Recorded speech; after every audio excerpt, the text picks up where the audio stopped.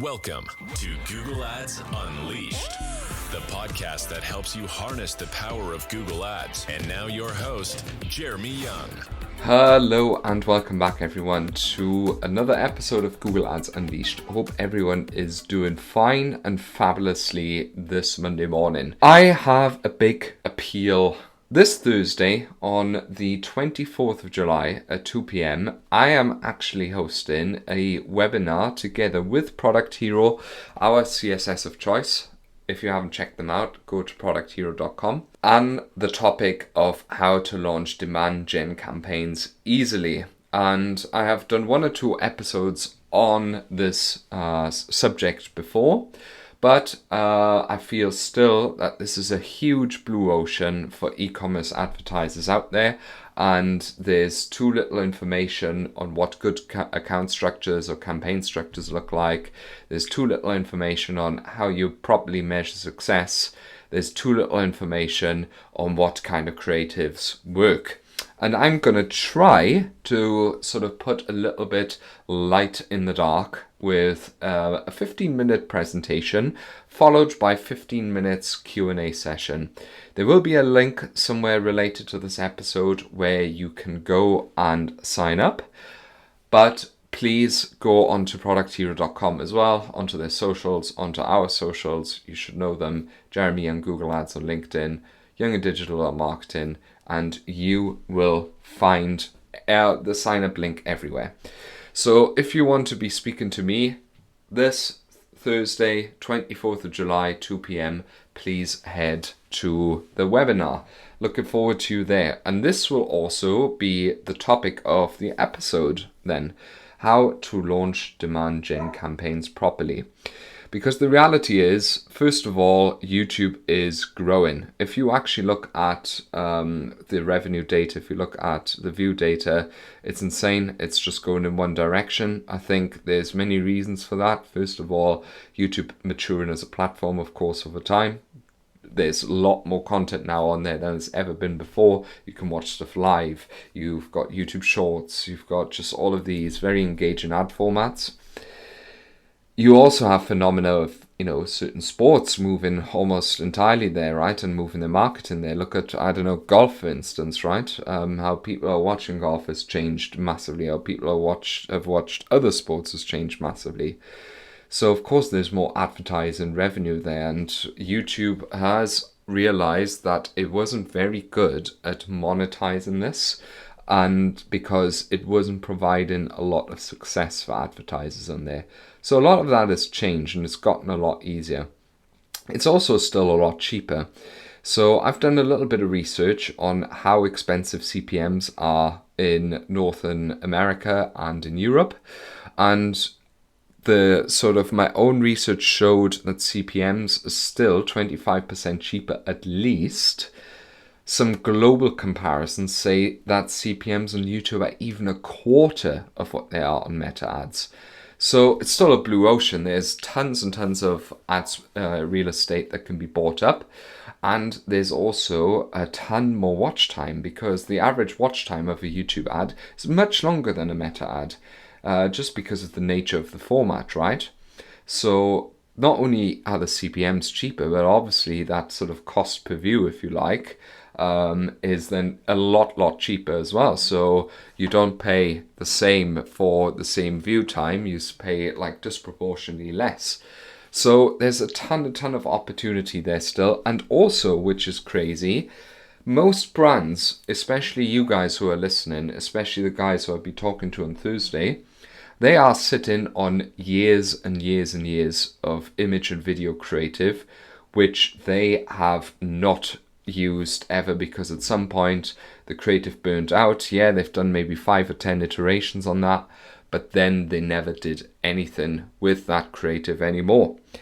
And the time has come for demand gen for this. So as you probably know, demand gen is, as you've heard in previous episodes, now the campaign type that comprised what was formerly discovery ads, which were launched on Google Discover, Google News, Gmail, and certain other features, for instance, on YouTube. That is now sort of an image ad type that has been usurped into demand gen, as they call it now. And video for action campaigns, so your classic video campaigns, are being phased out. So your normal in-stream ads and now shorts as well are also within demand gen. So in theory, you could launch an image ad that is launched across several platforms at the same time. But that's where one of the first issues lies. It creates a lot of confusion, right? A lot of people are confused about how effective their ads are across different platforms.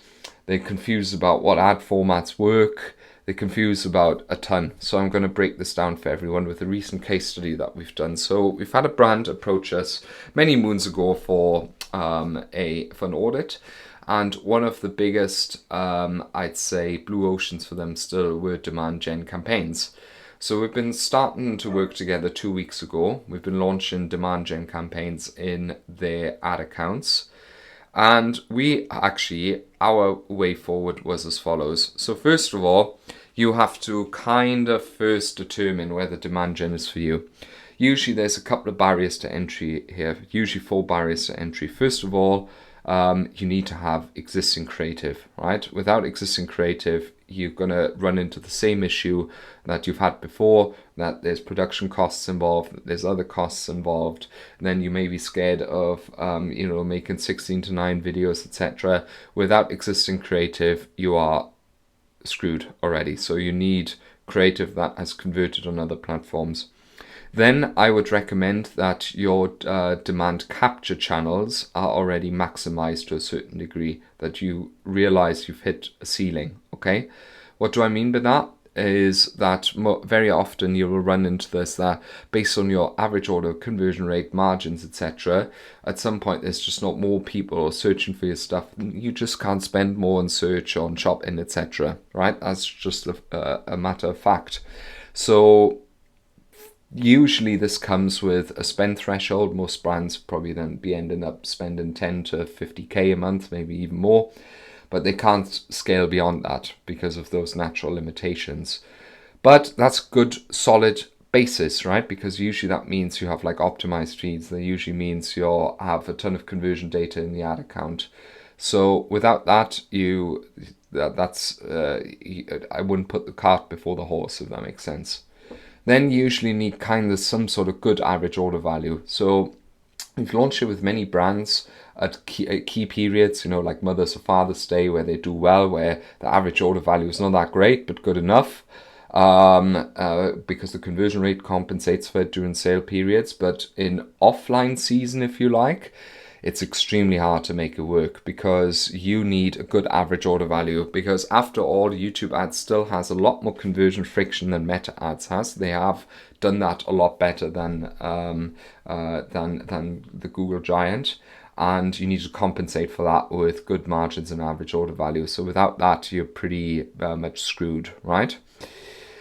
And the fourth thing that I would say is more or less needed would be that you need third-party attribution, right? So you definitely need some sort of third-party attribution software, such as Triple Whale, such as Hyros, or Admetrics, I don't really care, Tracify, whatever they're called. But they are extremely good at measuring the impact of sort of the demand generation channels, much better than Google's own measurement platform is. And also you need some sort of post-purchase survey implementation, because that's a really, really good guiding point to see the overall impact of your ads, right? If you spend 5k and then in your post-purchase survey, 10% of people say, hey, I know this brand from YouTube and you made $500,000 last month. Well, $50,000 is then your turnover on YouTube. That's a 10x in ad spend, right? Boom, very easily determinable. So that's the 4 things that you need. Without that, you can't get started. But with this brand, we had it. We have Triple Whale. We had a lot of existing creative. We have an implementation in the post-purchase survey through a platform called No Commerce. And we had obviously the willingness of testing a lot. So we went ahead and built 4 campaigns at the beginning. So we had a lot of sort of shorts format videos. So we went and built a prospecting shorts campaign only, so shorts only. We built a remarketing shorts only campaign and a prospecting image campaign and a remarketing image campaign. The settings in there pretty straightforward. We actually implement the feed, right? So we take in the feed because we have, of course, product focused ads. So we want to show our feed and our product with the ads. And in the shorts campaign, we on everything we exclude TVs, of course, on campaign level as well. But then on the ad group level, the settings get quite interesting. So on the ad group level, first of all, in the shorts campaign, we only target shorts. Why is that? Because the shorts format videos should only be playing out on that channel, not on in-stream, not on in-feed, I don't care, only on shorts, because the vertical formats is built for that way of consuming ads, so you should be only running ads on that. And that's why we separate the campaigns, because they perform wildly different in terms of volume, and we found that Google sometimes puts a lot of budget then into shorts, which into images, which may not work as well, but they cover a lot more placements if you mix and match the creatives within an ad account. So it's much better to keep it separate and to just launch an own shorts and own image campaign. On the image campaign, we've actually selected in-feed because that is what the images are that you sometimes see when you scroll on the main YouTube homepage, what formerly was some sort of discovery carousel ads, for instance. We also see that in Google, well, they're also going to be played out in Google Discover and in Gmail. I would, however, definitely not include display here on images, right? So that's usually something we exclude. Then to launch the campaigns, we usually have 2 ad groups with the same audience, but with one optimized targeting enabled. And the audience that we almost always use is a seed audience of all purchases. And then we use a lookalike audience of 2.5 or 5% to launch our first batch of ads. Now, something to be said about the prospecting is that you always will want to exclude existing customers, right, from your targeting, and you'll also want to exclude warm retargeting audiences. So our prospecting campaigns are really, even with optimized targeting, really prospecting campaigns, and go and look for new people. And our remarketing campaigns should target exactly those people, excluding purchases. So add to carts, begin checkouts, people who've been on the page, all that sort of stuff. Maybe even people who've viewed your other YouTube videos and remarket them if they've watched a YouTube video to a certain extent, liked the YouTube video, liked to subscribe to your channel, I don't know. We call this level 1, the video viewers, and level 2 are people who have really made it to the site.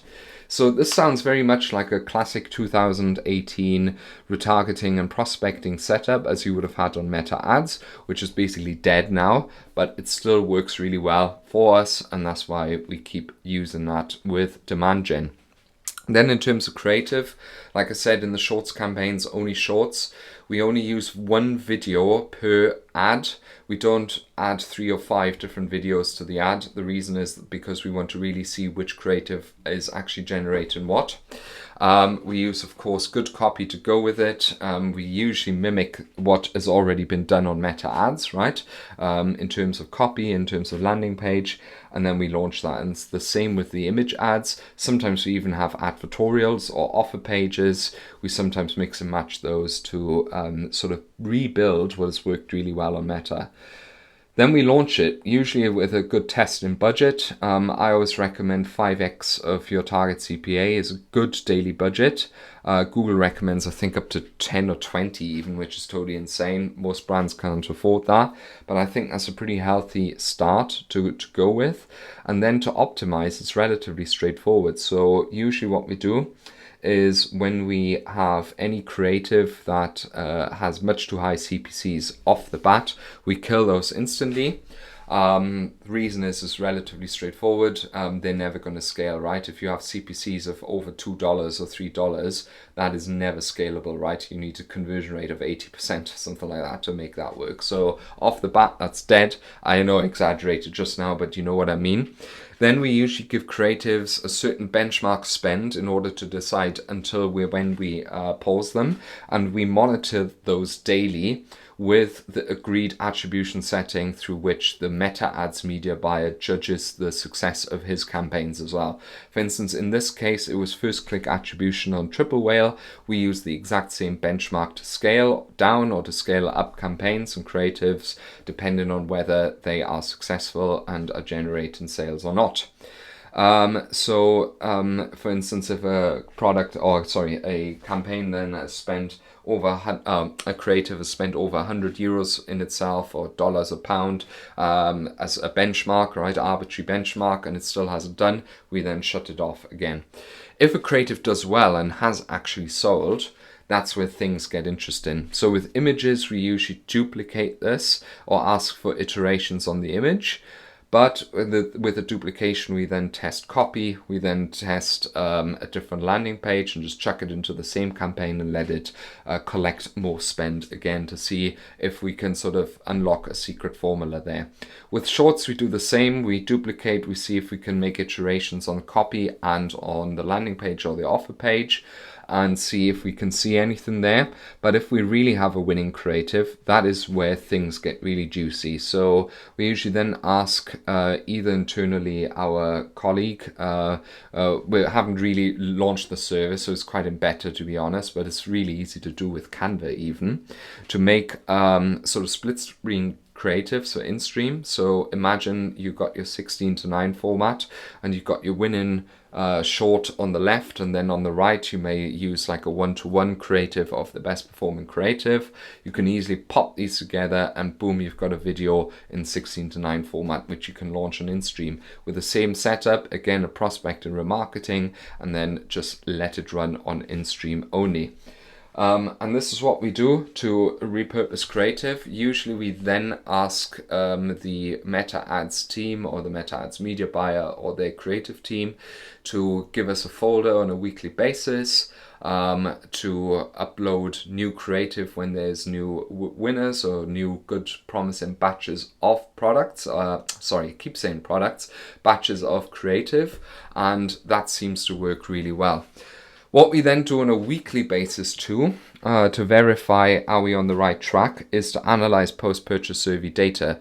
So the reality is post-purchase survey data is not 100% reliable, but it gives you a really good benchmark on how successful your ads really are.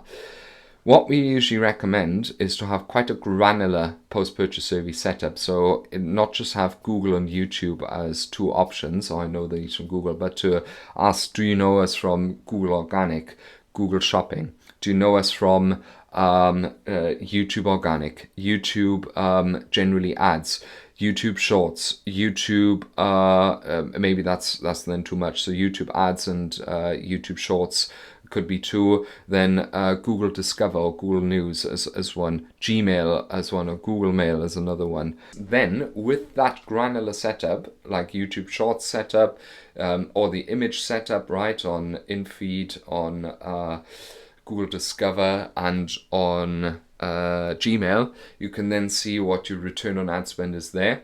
And then you can also do the same for normal YouTube ads for InStream. So let's say, for instance, you can clump this even all together and then just see, hey, I've spent 10K on demand gen and I've made $1 million last month overall in the entire account. And I see 5% of people are saying, oh, I know this brand from either YouTube Discover, from Gmail, or YouTube Shorts. Well, boom, you know exactly, hey, I've got a 5x return on ad spend because 5% of my total turnover has come from YouTube ads, which is 50K, and you spent 10K. So that's how we, on a weekly basis, then verify if we're on the right track. Can we spend more? Can we spend less? And we try and mix and match this, of course, with the creatives. Some of the best accounts that we have on this. So, and we've got one account that almost trades exclusively now on demand gen. So we spend depends. They have different like sort of sometimes events or other stuff that support and launches which support their activity. We spend 50k plus, sometimes even 100k plus a month on demand gen ads. Sometimes we have one client who spends about 10k. They sell shoes. The current client I just told you about, which we've done this approach on, they're on target to spend $10,000 this month. So it's all of various degrees, right? So it depends a little bit on what you sell, on what your niche is, and what, of course, you can do with your creative. And that has been pretty much it. Little case study, little sort of explanation of how we go along. If you wanted to ask me any question about that, again, sign up to the webinar this Thursday at 2 p.m. UK time. I should have said it's UK time, which may be 3 p.m. on the continent. In the US, it'll be something like 6 a.m., 7 a.m. in the morning. So yeah, 6 to 9 a.m. in the morning. God knows what time that would be. In Australia, it might be midnight already, so don't worry about it. Maybe there'll be a recording. I'll find this out. Other than that, you can always ask me, of course, questions at jeremy@younganddigital.marketing or message me at jeremyyoung Google Ads on LinkedIn. You can also head to the website and book a call with me to see if we can start launching demand gen ads for you as well. It would be lovely to expand your efforts on this wonderful push channel. Just another note, we're still looking for a senior Google Ads media buyer. Head to the website to see what you have to be living in the UK, please. So no applications from outside the UK, please.